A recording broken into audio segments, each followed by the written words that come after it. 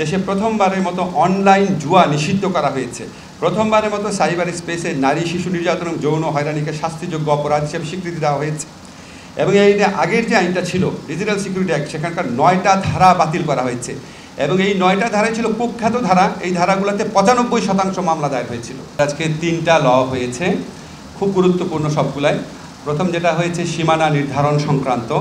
আপনারা জানেন যে গত ফ্যাসিস্ট সরকারের আমলে ইচ্ছামতো নির্বাচনী এলাকার সীমানা নির্ধারণ করা হয়েছে। এগুলি নিয়ে বিভিন্ন রাজনৈতিক দলের পক্ষ থেকে কমপ্লেইন আছে। এখন আমাদের সীমানা নির্ধারণ সংক্রান্ত যে আইন আছে সেখানে একটা ক্ল্যারিক্যাল মিস্টেকের কারণে এটা নিয়ে নির্বাচন কমিশন কাজ করতে পারছিল না। তো নির্বাচন কমিশন রিকোয়েস্ট করেছে, তারা এই আইনটা প্রপোজ করেছে। এখন আমরা ওই অ্যামেন্ডমেন্টটা করে দিয়েছি। এখন সীমানা পুনর্নির্ধারণ সংক্রান্ত নির্বাচন কমিশনের যে সাংবিধানিক দায়িত্ব আছে সেটা তারা ইচ্ছা করলে এই আইনটা আপনার গেজেট নোটিফিকেশন হওয়ার সাথে সাথে শুরু করে দিতে পারবে 2-4 দিনের মধ্যে। সেকেন্ড হচ্ছে, আপনারা জানেন গত মিটিংয়ে আমাদের উপদেষ্টা রেজওয়ানা হাসান বলেছিল আপনাদের যে সিপিসি সিভিল প্রসিডিওর কোড এটা নীতিগতভাবে অনুমোদিত হয়েছিল, আজকে চূড়ান্তভাবে অনুমোদিত হয়েছে। এটা খুবই গুরুত্বপূর্ণ একটা আইন। আপনারা জানেন বাংলাদেশের সিভিল মামলা নিষ্পত্তি হতে বছরের পর বছর, এমনকি যুগের পর যুগ লাগে। আমরা এখানে অনেকগুলা চেঞ্জ এনেছি, তার মধ্যে কয়েকটা শুধু গুরুত্বপূর্ণ চেঞ্জের কথা আপনাদের বলি। একটা চেঞ্জ হচ্ছে, আগে আপনার ইচ্ছামতো অ্যাডজর্নমেন্ট বা মামলা মুলতবি করা যেত শুনানি, এখন আর মুলতবি করা যাবে না। আগে সিপিসির মামলাতে প্লেইন্ট বা আর্জি যেটা এবং এটার উত্তরে যে রিটেন স্টেটমেন্ট দিত, এটা আপনার আইনজীবীরা পড়ে পড়ে শোনাতো, বিভিন্ন শুনানির সময় পড়ে পড়ে শোনাতো এবং সেখানে কনসার্ন ব্যক্তি আপনার ওটাতে সম্মতি দিত, তারপর আদালত সেটা শুনতো। তো এই শুধুমাত্র আর্জি আর রিটেন স্টেটমেন্ট এটা আদালতে মৌখিকভাবে উত্থাপন করতে করতে 2-3 বছর পর্যন্ত চলে যেত, এমন নজিরও আছে, কারণ অনেকদিন পর ডেট পড়তো। তো আমরা বলেছি এখন প্লেইন্ট আর রিটেন স্টেটমেন্ট লিখিত আকারে যেটা দিবে সেটাই যথেষ্ট, এটা আদালতের উপস্থাপন করতে হবে না, মৌখিকভাবে উপস্থাপন করতে হবে না। আর এটা যদি জানেন আপনার সিভিল মামলা যারা একটু আপনাদের অভিজ্ঞতা আছে, মামলা রায় পাওয়ার পর এক্সিকিউশনের জন্য আলাদাভাবে আবার মামলা করতে হতো, সেটাও করতে হবে না। এবং আমরা প্রসেস সার্ভিংয়ের ক্ষেত্রে, সমন জারিটারির ক্ষেত্রে সেখানে আমরা অনেক সহজসাধ্য পদ্ধতি উদ্ভাবন করেছি।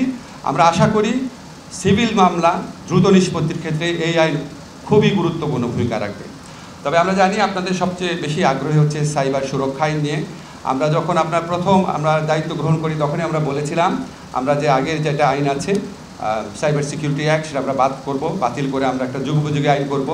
এরপর আমরা বিভিন্ন সময় ড্রাফট করেছি। আমাদের যে আপনার তথ্য প্রযুক্তি বিষয়ে যে আপনার স্পেশাল অ্যাসিস্ট্যান্ট আছেন ফয়েজ, উনি অনেক কষ্ট করেছেন। তথ্য প্রযুক্তি মন্ত্রণালয়, আইন মন্ত্রণালয়, আমরা সবাই মিলে অনেক কনসালটেশন করেছি।